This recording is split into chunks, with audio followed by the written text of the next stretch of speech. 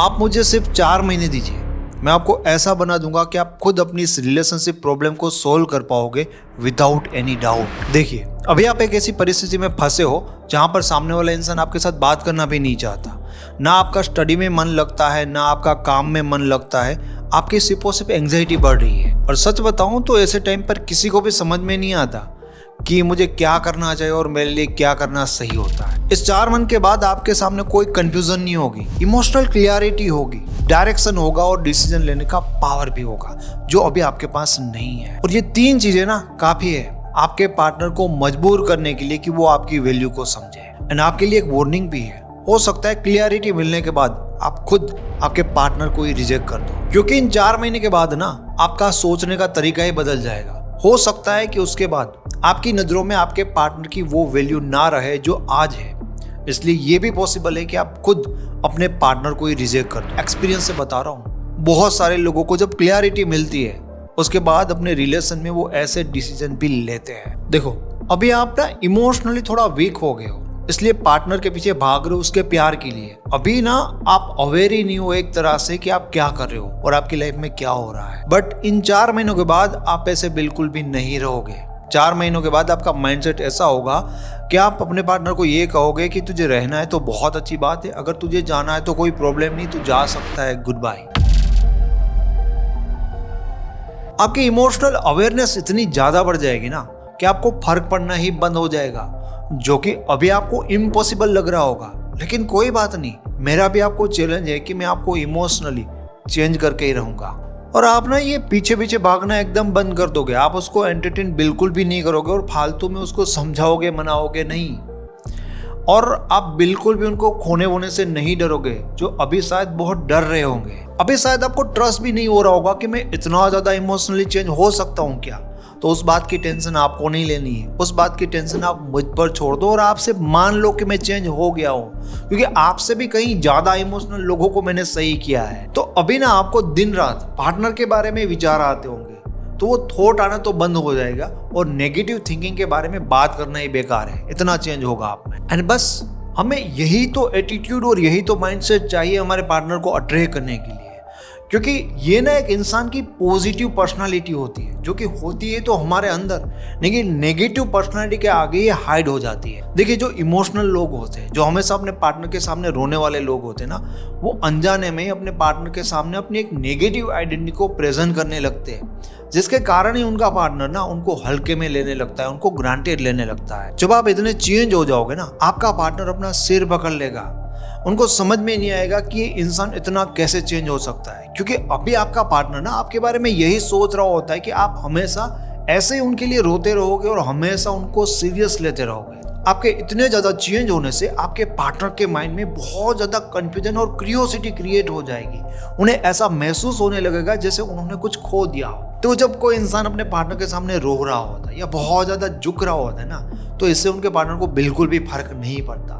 But हमेशा उनके सामने रोने वाला इंसान जब चेंज हो जाता है, जब बहुत बदल जाता है ना, तब उनकी खटिया खड़ी हो जाती है। मेरे पास ऐसे बहुत सारे लोगों के कॉल आते हैं जो कहते हैं कि सर, मेरा पार्टनर मुझे बहुत सीरियस लेता था और तब मैं ऐसा फील करता था कि अगर ये चला भी जाए तो मुझे क्या फर्क पड़ेगा, लेकिन जब से वो बदला है ना, मुझे नींद नहीं आ रही। सच में भाई, लोगों को नींद नहीं आती, क्योंकि आप जब उनको वो करके दिखा देते हो जो उन्होंने सपने में भी आपके बारे में नहीं सोचा होगा कि आप इतना चेंज हो सकते हो। आपको आइडिया नहीं होगा कि उनको कितना ज्यादा झटका लग सकता है। देखो, क्या होता है ना कि जब हम किसी के सामने बहुत झुक जाते हो, बहुत रो लेते हैं, उसके बाद उनका दिमाग फिक्स हो जाता है, मतलब एक बिलीव बन जाता है कि ये तो मेरे लिए ऐसे ही रोता रहेगा। बट आप अपने आप को इतना चेंज करते हो, आप उनके ईगो को तोड़ते हो, तो उनको झटका तो लगना बहुत स्वाभाविक बात है। तो फाइनली बात करते हैं कि ये 4 मंथ का हमारा एक्शन प्लान क्या होने वाला है। मैं चाहता हूं कि आप एक पेन और पेपर लेकर इन बातों को नोट करें, ताकि 4 महीने को आप सही तरीके से यूटिलाइज कर सकें।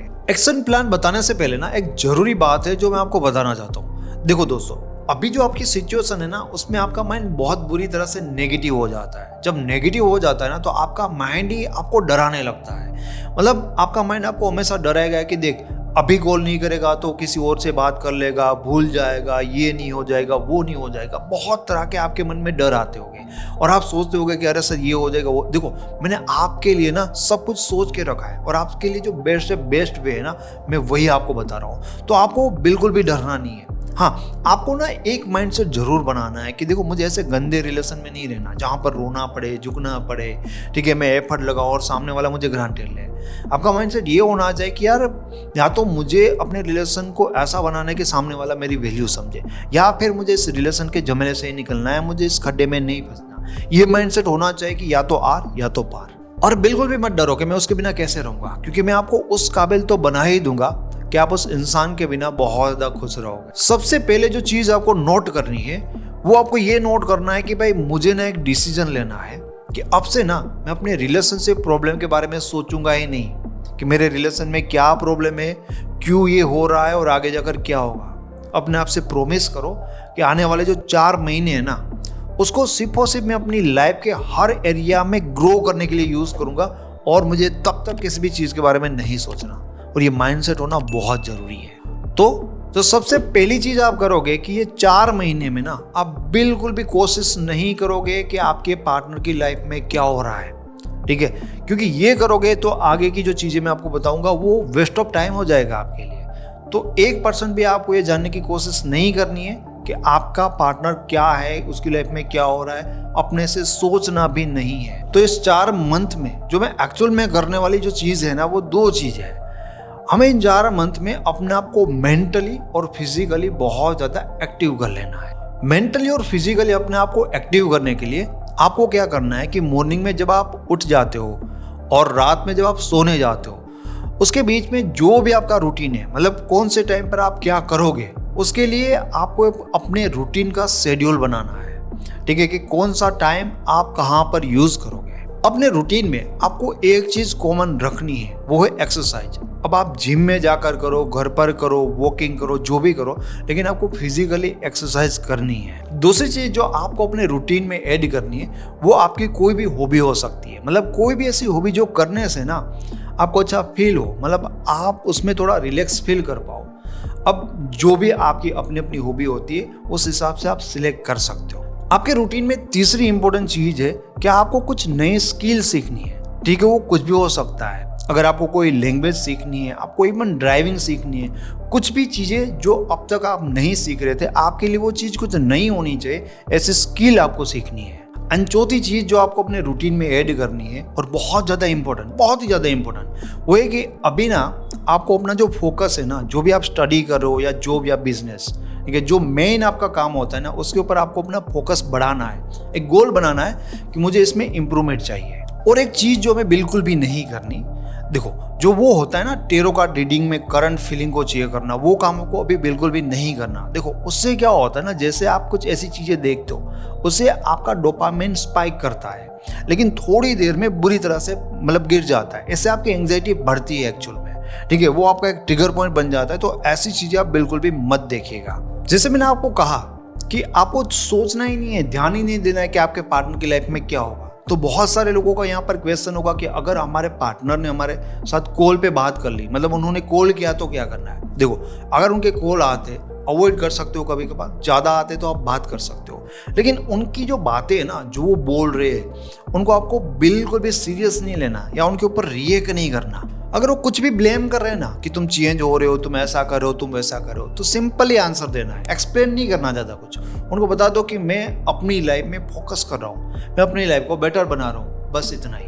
दोस्तों, साइकोलॉजी के हिसाब से ना, जब आप प्रॉब्लम के ऊपर फोकस करना बंद कर देते हो और अपने ऊपर काम करने लगते हो ना, तो कमाल होने लगता है। इमोशनली आप बहुत ज़्यादा चेंज होने लगते हो। सबसे पहले क्या होगा ना, धीरे धीरे आपका फोकस बढ़ने के बाद, मतलब मुश्किल लगेंगे आपको 15-20 दिन, उसके बाद धीरे धीरे क्या होगा कि आपके दिमाग का जो लॉजिकल पार्ट है ना, वो ज़्यादा काम करने लगेगा, जो अभी नहीं कर रहा है। एंड सबसे पहले आपके दिमाग में ये थॉट आएगा कि यार, इस इंसान के लिए मैं इतना क्यों परेशान हो रहा हूँ, इस इंसान में आखिर में ऐसे ही क्या बात है कि मैं अपनी लाइफ को हेल बनाकर बैठ गया हूँ। सबसे पहले आपको ये समझ में आएगा। फिर एक अच्छे रूटीन के कारण ना धीरे धीरे आपका कॉन्फिडेंस बढ़ने लगेगा, क्योंकि आप अपने एक रूटीन को फॉलो कर रहे हो। आप साथ साथ में नई चीज़ों को सीख रहे हो, तो इससे क्या है ना कि डेफिनेटली धीरे धीरे ना आप अच्छा महसूस करने लगोगे उस इंसान के बिना ही अपनी ही लाइफ में। अभी क्या है ना कि आप सिर्फ ओवर थिंकिंग, नेगेटिव, उसी सारी चीज़ों में है। ओके, बट क्या होगा कि ये जब चीज़ें आप रूटीन बदल देते हो तो आपने क्या किया, अपना माहौल ही चेंज कर दिया। ठीक है, और जैसे आप माहौल चेंज करते हो और इस नए माहौल में कुछ टाइम रहते हो ना, मतलब आपको ना ऐसा लगेगा कि यार लाइफ जीने का कुछ अलग ही मजा आ रहा है। जो इंसान अपना काम वगैरह छोड़ देगा, रूम में अकेला बैठेगा और बार बार प्रॉब्लम के बारे में सोचेगा ना, तो इससे क्या होता है, उसकी एंग्जाइटी बढ़ती है और उनके अंदर ऐसे ऐसे हार्मोन रिलीज होते हैं ना जो उनको बहुत ज़्यादा पेन फील कराएंगे, और इस पेन के कारण वो अपने पार्टनर को ज़्यादा चेज करेगा, पार्टनर के ऊपर और भी ज़्यादा डिपेंड होता जाएगा। लेकिन ये 4 महीने के आप बात देखना, आपके अंदर ऐसे हार्मोन्स रिलीज होंगे जो आपको एक हैप्पीनेस फील करवाएंगे। क्यों? क्योंकि आपने एक माहौल बदला है ना, और वो माहौल आपके रूटीन से ही बनता है दोस्तों। आप इमोशनली इतने क्लियर हो जाओगे ना, आप लॉजिकल बात करोगे कि भाई वो इंसान को रहना है तो ठीक है, नहीं रहना है तो मुझे कोई फर्क नहीं पड़ता। आपको ना लाइफ में एक डायरेक्शन मिलेगा, मतलब आप ना सोचने लगोगे कि यार मेरे लिए क्या जरूरी है, मुझे लाइफ में क्या करना चाहिए, क्या नहीं करना चाहिए, और आप ये समझ पाओगे कि ये रिलेशन मेरे लिए सही है, गलत है।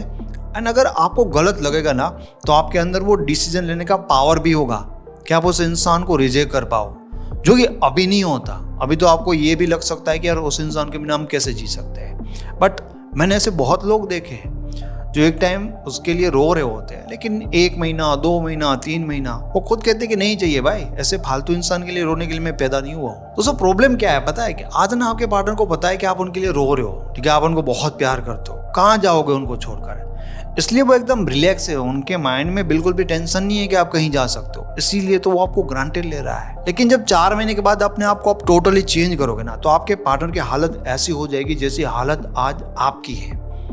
जिस तरह से वो आपको कंफ्यूज कर रहा है ना, उसी तरह से आपका ये चेंज उनको कंफ्यूज कर देगा, और उसका दिमाग समझ ही नहीं पाएगा कि जो इंसान मेरे बिना रह नहीं पा रहा था, वो इंसान इतना चेंज कैसे हो सकता है। ठीक है, क्योंकि आप खुद को विश्वास नहीं आ रहा है कि आप चेंज हो सकते हो, तो उसके लिए विश्वास करना बहुत बड़ी बात हो जाएगी। दोस्तों वैसे पहले ही आपने बहुत ज़्यादा रो धो लिया होगा, प्यार की भीख मांग ली होगी, लेकिन एक्चुअल में ऐसा कुछ होता ही नहीं है। ये सब करने से कुछ नहीं होता। ठीक है, अपने आप को इमोशनली इतना इंडिपेंडेंट बना लो कि आपका पार्टनर आपको खोने से डरे। और अगर आपको इसमें मेरी हेल्प चाहिए ना, तो आप पर्सनली मेरे साथ कॉल पर बात कर सकते हो। मेरे साथ कॉल बुक करने के लिए आप हमारी वेबसाइट पर जाकर कॉल बुक कर सकते हो, और जो वेबसाइट का लिंक होता है आपको इसी वीडियो के डिस्क्रिप्शन बॉक्स से और फर्स्ट कमेंट से मिल जाएगा। तो यहाँ पर मैं आपसे ये उम्मीद करता हूँ कि ये 4 मंथ का जो चैलेंज है ना, आप उसको एक्सेप्ट करोगे और पूरे डेडिकेशन से उसको फॉलो करोगे। So wish you very all the best and thank you.